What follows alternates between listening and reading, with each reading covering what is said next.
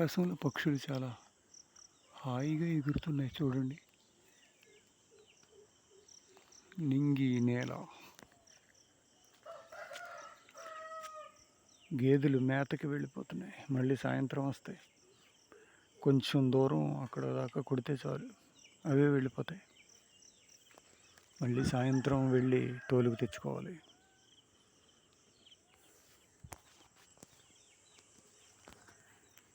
అక్కడ ఫస్ట్ ముందు వెళ్ళేది ఆవు చూడండి చక్కగా, తర్వాత నెక్స్ట్ గేదెలు ఎలా వెళ్ళిపోతున్నాయో చూడండి చక్కగా.